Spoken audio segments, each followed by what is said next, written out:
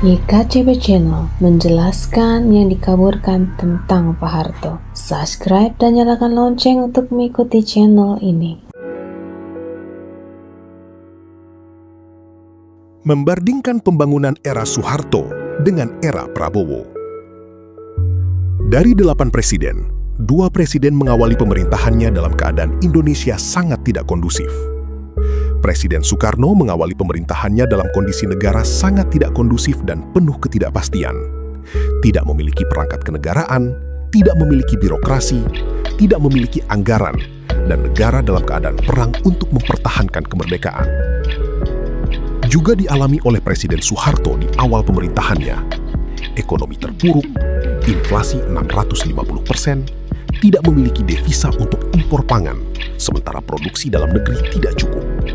Akibatnya, harga kebutuhan pangan melambung tinggi, sementara rakyat tidak memiliki daya beli. Ditambah kekacauan politik dan keamanan pasca pemberontakan G30 SPKI dan isolasi internasional, serta belum memiliki perangkat kenegaraan, pada waktu itu lembaga tertinggi MPR disebut sementara dan lembaga DPR disebut gotong royong, karena kedua lembaga itu dibentuk bukan dari hasil pemilihan umum, melainkan dibentuk pemerintah. 6 kali percobaan pembunuhan terhadap Presiden Soekarno dan terjadi berbagai pemberontakan seperti DITII, PRRI Permesta, dan G30 SPKI di era sebelumnya. Dalam kondisi seperti itu, sulit, bahkan mustahil dapat melakukan pembangunan. Maka Presiden Soeharto menjadikan stabilitas politik dan keamanan menjadi syarat mutlak untuk melakukan pembangunan. Melakukan pembangunan berdasarkan konsep kebijakan atau jargon politik trilogi pembangunan, yaitu stabilitas, pertumbuhan, dan pemerataan. Adapun yang pertama dilakukan oleh Presiden Soeharto menertibkan negara dari kekacauan politik dan keamanan, lalu membenahi sektor ekonomi yang rusak parah. Selanjutnya, melakukan pembangunan secara terencana, terukur, dan berkelanjutan, serta mengadakan pemilihan umum, dan selanjutnya membentuk lembaga-lembaga sesuai dengan Undang-Undang Dasar 1945.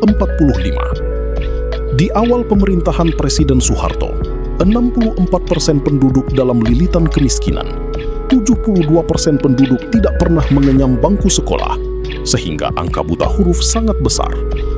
Untuk membenahi ekonomi, dipercayakan pada para pakar yang terdiri dari ekonom alumnus Berkeley University, Amerika, yaitu Profesor Wijoyo Nitisastro, Profesor Ali Wardana, dan ekonom tamatan Belanda Profesor Sumitro Joyo Hadikusumo.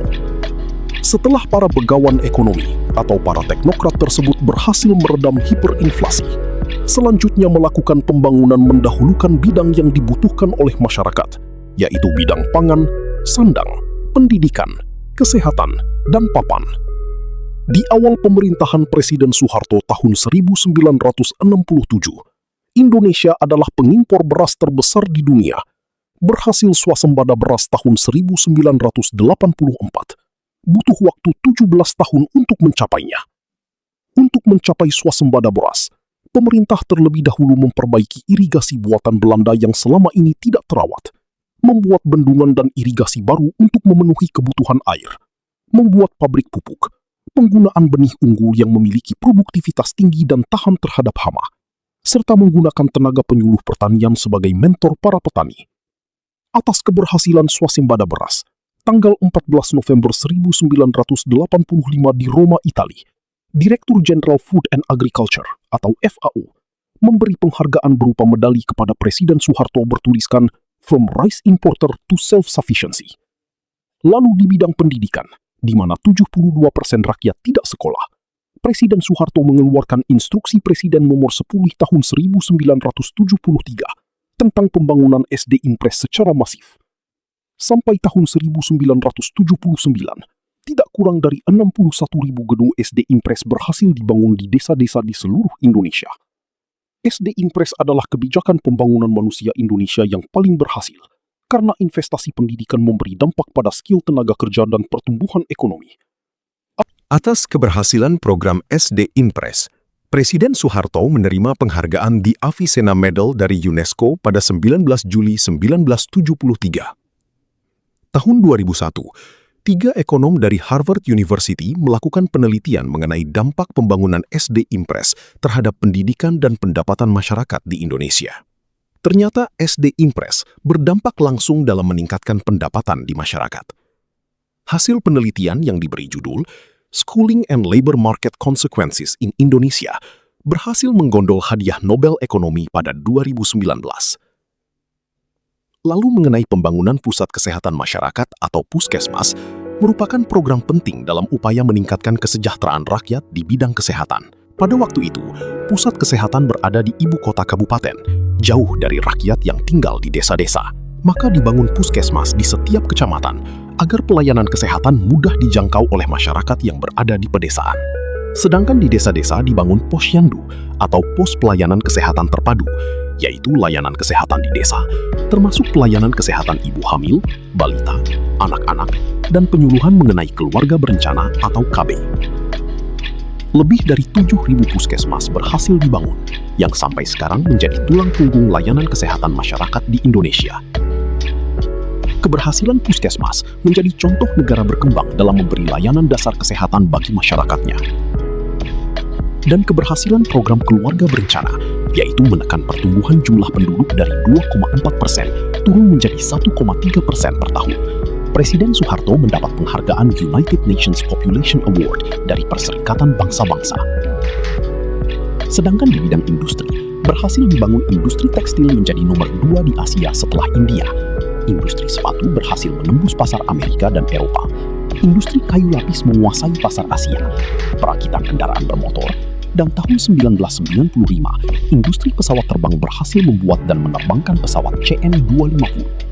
Dalam bingkai trilogi pembangunan Indonesia, berhasil menghasilkan pertumbuhan ekonomi 7-9% setiap tahun, pertumbuhan terbesar dalam sejarah Indonesia. Patut digarisbawahi bahwa era kepresidenan Soeharto masih menggunakan UUD 1945, di mana presiden dipilih oleh MPR. Sebagai presiden terpilih, yang juga disebut mandataris MPR, Presiden hanya melaksanakan garis-garis besar haluan negara atau GBHN yang dibikin oleh MPR dan dipertanggungjawabkannya di hadapan sidang umum MPR di akhir masa jabatan. Setelah UUD diamandemen tahun 2002, Presiden tidak lagi dipilih oleh MPR, melainkan dipilih langsung oleh rakyat.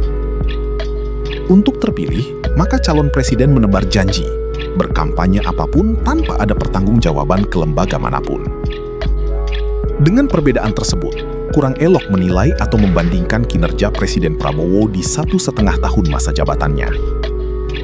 Untuk proyek andalan Presiden Prabowo, yaitu MBG atau Makan Bergizi Gratis, untuk memperbaiki gizi para siswa sekolah, anak balita, ibu hamil, dan kelompok rentan, atau Koperasi Desa Merah Putih, agar petani, nelayan, dan UMKM lebih kuat ekonominya, serta tidak tergantung pada tengkulak, atau hilirisasi untuk mendorong pertumbuhan 8%. Sepatutnya dinilai pada akhir masa jabatan 5 tahun, bukan sekarang.